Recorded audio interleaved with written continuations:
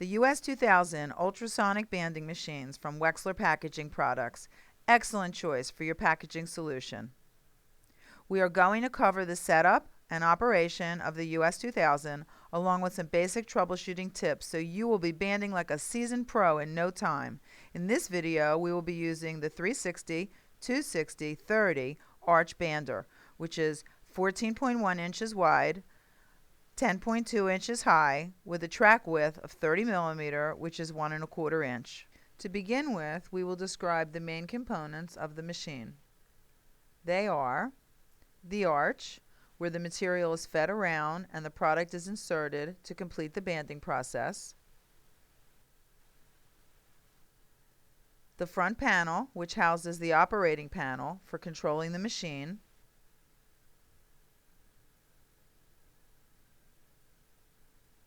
And the stand that has the material dispenser, roll cover, dancer arm and legs with wheels that support the machine.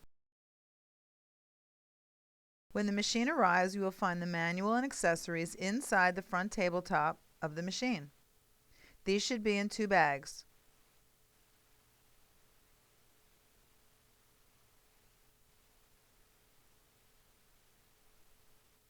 One with accessories for the machine and the other for the manual and paperwork.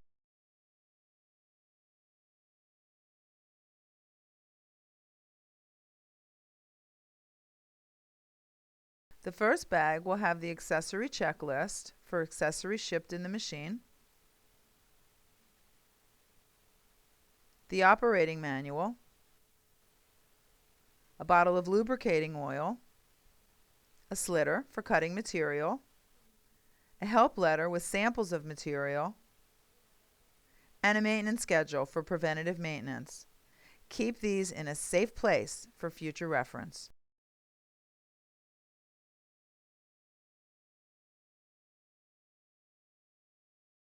In the accessory bag, you will have a power cord and a foot pedal for manually operating the machine.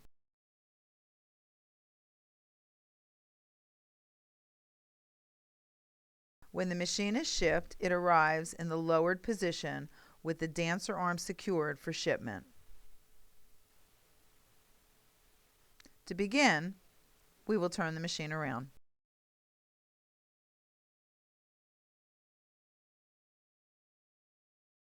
We are going to use one of the product guides to help raise the machine to the proper operating height.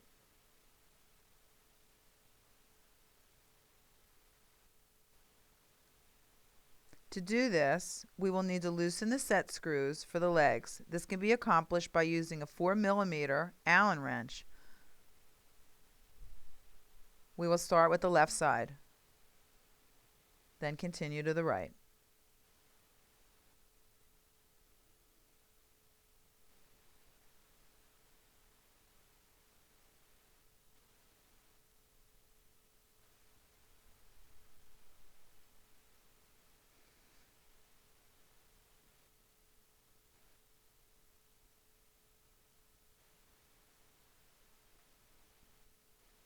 We will need to tip the machine to one side, and this may require a helper. We will insert the guide under the leg as a temporary support and measurement, and then retighten the set screws.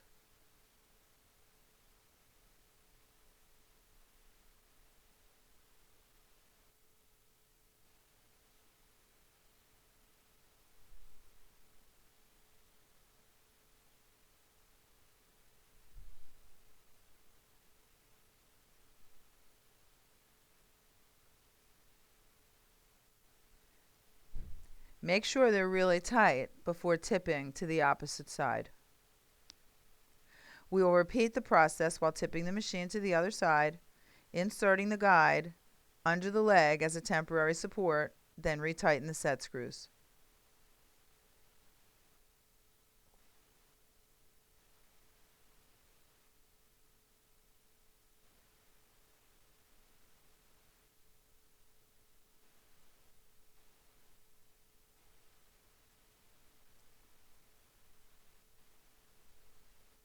Now that we are finished with the product guide, we can install it on the machine in the normal operating position.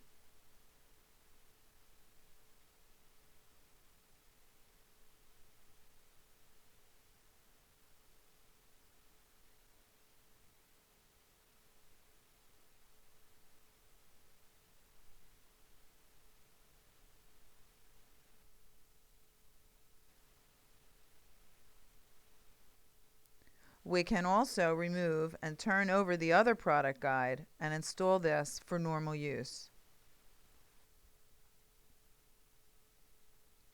The product guides help to ensure proper product placement and band placement that is consistently accurate.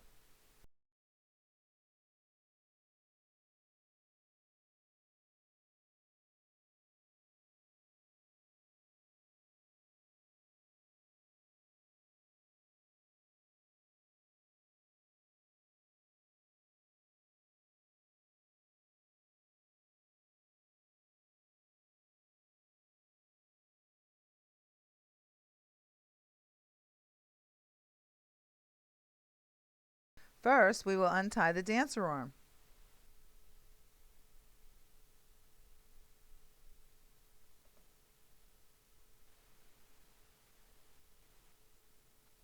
Then we will raise the dancer arm and place it on the latch so it's ready for the threading position.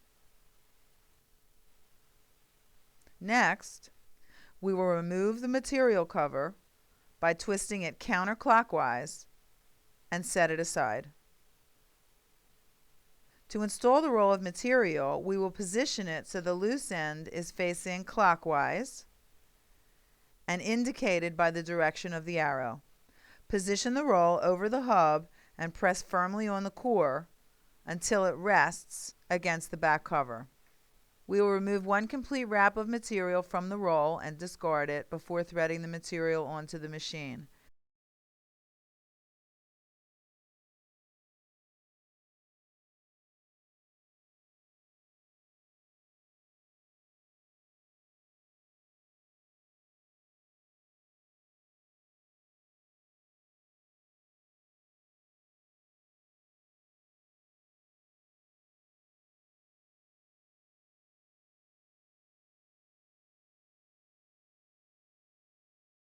There is a threading diagram that indicates the correct sequence that the material follows on the machine.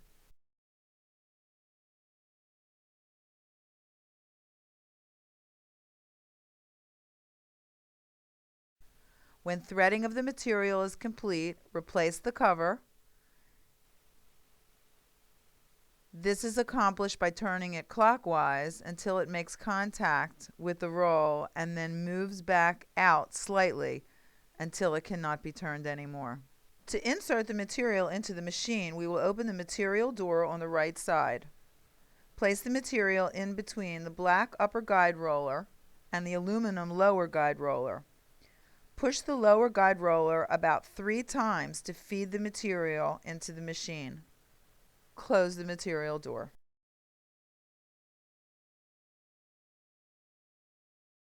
Now we are going to cover machine operation. Before we begin, we're going to connect the power cord and the foot pedal. The foot pedal plugs into a socket that is keyed and the outside of the connector threads into place.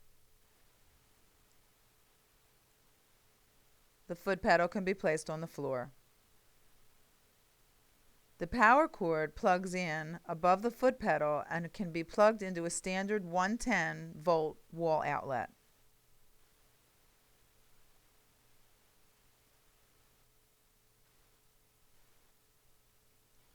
Now you can see the machine is ready for operation. First, we need to turn on the power to the machine. The power switch is located just above the power cord. Now that the machine is powered on, we can explain some key components of the operating panel. First, you have the menu key, the up key, the down key, the soft key, the reset key, and 4 soft keys. After having material threaded onto the machine, we will press the reset key to begin. This will feed the material partially around the arch. Notice the partially fed material.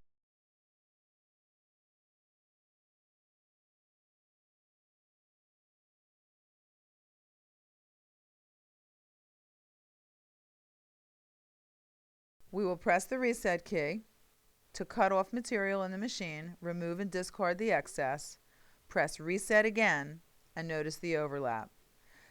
Now we're going to show how to change the machine from manual to automatic mode. Press the soft key 1 and turn the photo sensors on for automatic and off for manual banding, pressing the enter key to confirm your selection. The machine also has a continuous banding function, which you can turn on for continuous operation and pressing the enter key to confirm your selection. For most operations, this function is not necessary, so we can turn this off pressing the enter key to confirm your selection, then press escape to return to the main screen. The operating panel also has a hand band key indicated by a hand symbol. When you place a product in the machine and press this, it will actuate a band signal.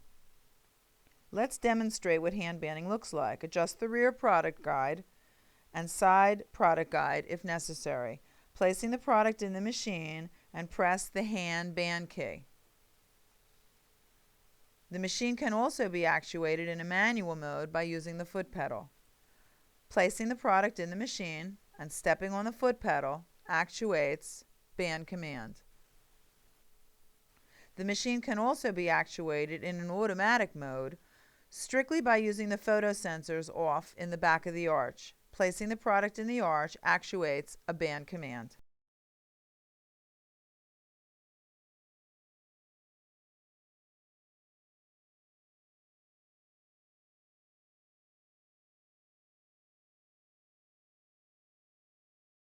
The tension setting of the machine is indicated on the main screen of the operating panel.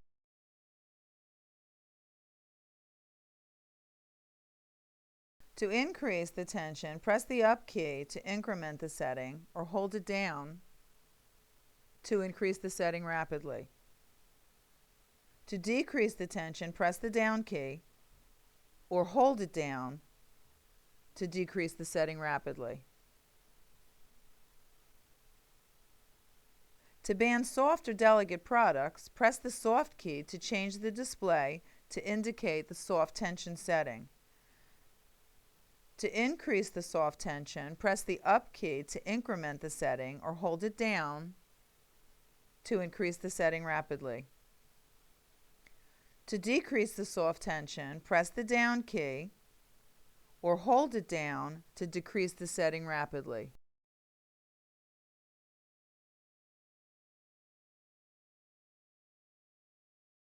There's an adjustment for the delay time for soft tension. This can change the transition time from normal to soft tension depending on product size. Changes can be made by using the combination of the left and right arrow keys and increase or decrease keys to adjust the time, pressing the enter key to confirm the changes.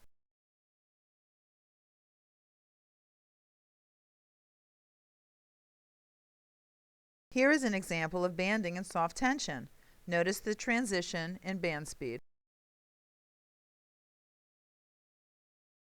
We will now cover some of the basic error troubleshootings of the machine, the first being a security loop error. This normally happens when a band command is given but no product is banded. The material will be tensioned and unclamped when no product is in the machine. The operating panel will display a security loop error. To clear the error, hold the material out to the left side and press the reset key. Discard the cutoff material. Press the reset key again. The material is refed in the arch. The operating panel will change back to the main screen when the error is cleared.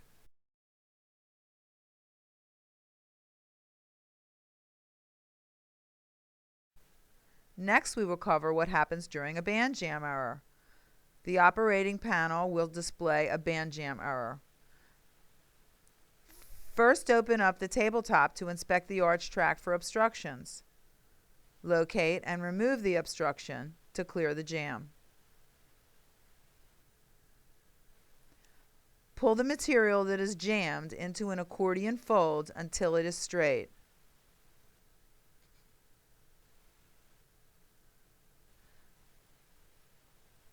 Press down the roller release handle and then slowly pull straight down on the material until it moves freely and does not break. Slowly pull the free end of the material while continuing to hold the release handle. Pull the material until the jam portion is exposed and free from the machine, and release the roller handle. Continue to pull in the free end of the material until the operating panel screen indicates the error has been eliminated. Press the reset key again to cut off the damaged material. Press the reset key again and the material is refed into the arch. The material can tear trying to remove it. In this case, the track covers must be removed. To begin, we will open the front tabletop and remove the material from the tape track by pressing the roller release handle. Remove the material from the machine and place the dancer arm on the latch.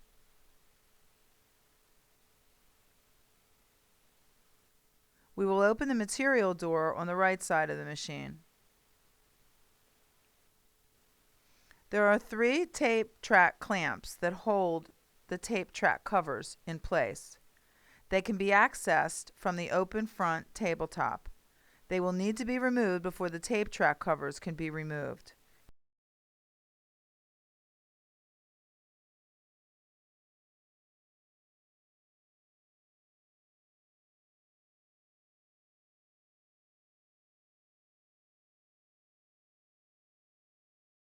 Here is a close-up view of how they are removed. Turn each knob on the clamp counterclockwise and pull the clamp straight back.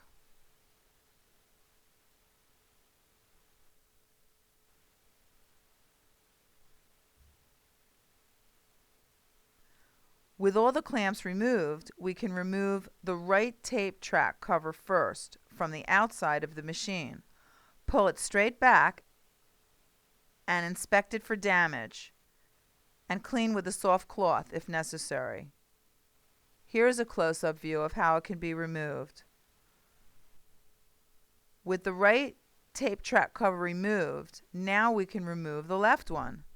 This can be removed by sliding it to the side, tilting the bottom out first, inspect it for damage, and clean it with a soft cloth if necessary. With the covers removed and cleaned, they can be reinstalled in the reverse order. The left cover is installed first, tilting the top in first and pushing it back completely. Next, the right cover is installed from the outside of the machine. This is inserted fully so that it mates with the left cover. It fits perfectly, don't force it. After both covers are installed, the clamps can be reinstalled. The clamps are installed with the black knob towards the bottom of the machine. They are installed in the slots that are machined in the tape track and covers and are designed to be self-aligning. Be sure to install all 3 tape clamps first, making sure they are fully seated before tightening them. The clamps must be fully tightened by hand to ensure proper operation.